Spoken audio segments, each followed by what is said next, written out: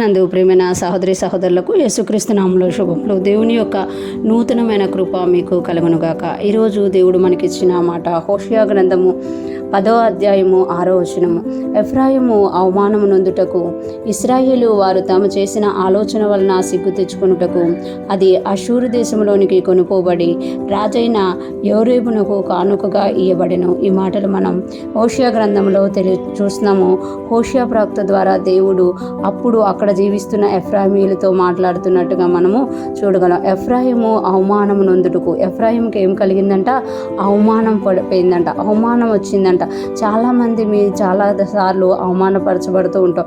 కొన్నిసార్లు మనం అవమానపరచబడడానికి మన యొక్క సొంత నిర్ణయాల కారణమవచ్చు. కొన్నిసార్లు మనల్ని కావాలనే ఇతరులు అవమానపరచవచ్చు. కానీ ఇక్కడ ఎఫ్రాయిము అవమానం నొందుటకు ఇశ్రాయేలు వారు తాము చేసిన ఆలోచన వలన సిగ్గు తెచ్చుకుంటకు కారణం ఏంటి అంటే, వారు అవమానమైన వాటిని చేశారు. దేవుడు ఏదైతే చెయ్యొద్దు అన్నారో, దేవుడు ఏదైతే అసహించుకున్నారో దానిని ఎఫ్రాయిము ఇశ్రాయేలు వారు ఏం చేశారంట?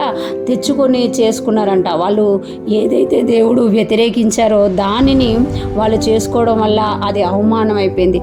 నేను దేవుడును, నేను తప్ప వేరొక దేవుడు లేరు అని దేవుడు చెప్తే వాళ్ళు మాత్రం దేవతలను పెట్టుకొని వాళ్ళ చుట్టూ ఉన్న ప్రజలు చేసిన ఆచారముల ప్రకారం చేయడం వల్ల అవన్నీ ఏమైపోయానంటే తీసుకొని పోబడ్డాయంట. తీసుకొని పోబడ్డం వల్ల ఎఫ్రాయింకి ఏం కలిగింది?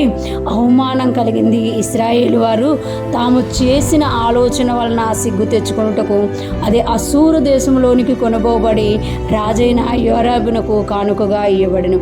అంటే ఏదైతే వాళ్ళు చేసుకున్నారో, ఏదైతే దేవునికి వ్యతిరేకంగా చేసుకున్నారో, ఏదైతే దేవునికి విరోధంగా ఆలోచన చేసుకున్నారో అదంతా వాళ్ళకి ఏం కలగచేసిందంటే అవమానము, సిగ్గు కలగచేసిందంట. దేవుణ్ణి వదిలి ఇదే మాకు దేవుడు అని వాళ్ళు ఆశ్రయించడం వల్ల అది ఆ యొక్క ఎవరైతే వారిని చెరపట్టుకున్నారో ఆ అషూరు రాజు తీసుకొని వెళ్ళిపోయారంట. అంటే దేవుణ్ణి మనం వదిలిపెట్టి ఏదైతే మనం ఈ లోకంలో వెతుకుతున్నామో అవన్నీ కూడా ఏమైపోతాయి అని అంటే చెర తీసుకొని పోబడతారన్నమాట. దేవుడే మన కొరకు మనకు చివరి వరకు నిలిచి ఉంటారు. ఈరోజు ఫ్రెష్ మన్నా వింటున్న ప్రతి ఒక్కరు జ్ఞాపకం చేసుకోవాలి. దేవుడు మనకి ఏదైతే ఇచ్చారో, దేవుడు మనకి ఏదైతే చేయమన్నారో అవి చేయకుండా ఈ లోక సంబంధమైన ఆలోచనలు, ఈ లోక సంబంధమైన మాయలో పడి దేవుడు చెయ్యొద్దని మనం చేస్తున్నామా, వాటి వలన మనకు అవమానము, సిగ్గు కలుగుతుంది తప్ప ఘనత అనేది, మహిమ అనేది మనకి రాదనమాట. ఎప్పుడైతే మనము దేవుని సన్నిధిలోకి వెళ్తున్నామో దేవుడు చెప్పింది చేసిన వారిగా ఉంటే మనము ఘనపరచబడతాము. దేవుడు చెప్పనిది, దేవుడు వద్దు అన్నది చేసినప్పుడు ఎఫ్రాయిం లాగా, ఇశ్రాయేల్ లాగా మనం అవమానము, సిగ్గు నొందుతాము అని ఈరోజు దేవుడు తెలియజేస్తున్నారు. ఈరోజు ఫ్రెష్ మన్నా వింటున్న ప్రతి ఒక్కరం కూడా దేవుడు చెప్పింది చెప్పినట్టుగా చేస్తూ దేవుని మాట ప్రకారం జీవిస్తూ ఆయన మనకైచ్చే ఘనతను, మహిమను పొందుకుంటూ ఆయన ఘనపరుస్తూ మహిమపరుస్తూ ముందుకు సాగిపోదుముగాక. దేవుని కృప మనందరికీ తోడయుండి నడిపించునుగాక. ఆమేన్.